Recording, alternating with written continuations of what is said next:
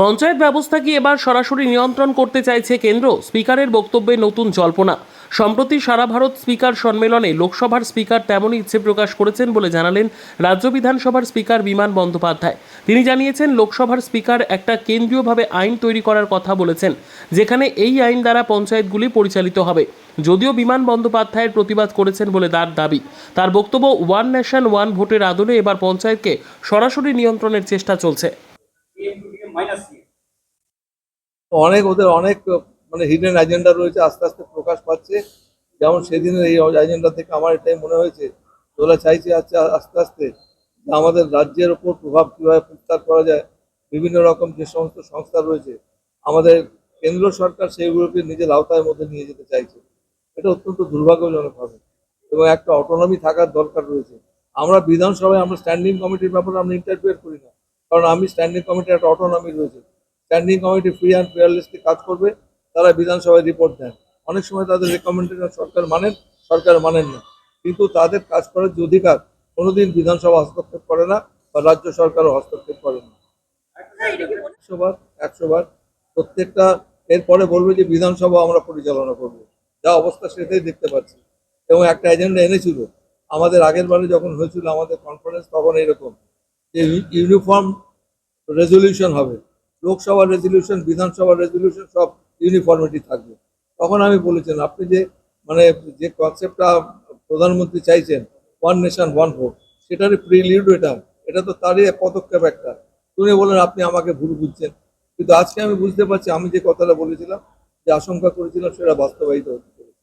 One nation one থেকে ANC এরা কি চেপে বসতে চাইছে? অনেক সময় সংসদীয় ব্যবস্থাটাকে আড়ালে রেখে এমএলএ ডেকে নেওয়া হচ্ছে। আপনি যেমন বিধানসভার চিফ হুইপকে ডেকে নিচ্ছে, আপনি কিছু জানছেন না।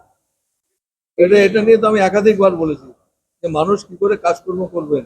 আমাদের যে আলোচনা হলো মিলেনিয়াম ডেভেলপমেন্ট গোল, এই গোলটা অ্যাচিভ করবার জন্য বিধায়কদের কি ভূমিকা, আমি এই কথা বলেছি যে বিধায়কদের বাড়িতে হঠাৎ হঠাৎ সিবিআই রেড করে দিচ্ছে, হঠাৎ হঠাৎ ইডি রেড করে দিচ্ছে।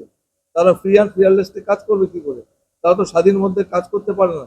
তাদের সবসময় একটা আতঙ্ক রয়েছে কখন সিবিআই কখন ইডি দেখে পাঠাবে।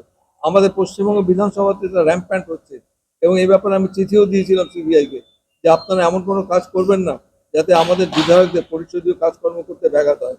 তার কোনো উত্তর পাইনি দুর্ভাগ্যজনকভাবে, কিন্তু এটা হওয়া বাঞ্ছনীয় নয়। করার চেষ্টা করছে, যেরকম এক দেশ এক ভোট, ঠিক একইভাবে কি পঞ্চায়েতটা নেওয়ার চেষ্টা করা হচ্ছে?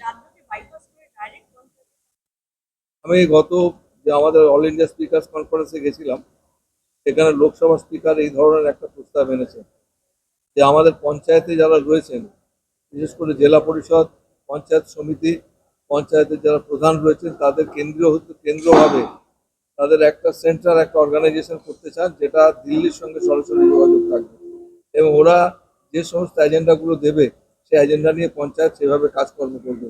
এটা আমি আপত্তি জানিয়েছি। আমি বলেছি আপনাদের রুলস কোথায় আছে? পঞ্চায়েত অ্যাক্ট আমাদের রয়েছে। আপনি যে কথা বলছেন এটা সামঞ্জস্য, এটা বাস্তবতা কি আছে? উনি কোনো উত্তর দিতে পারেননি।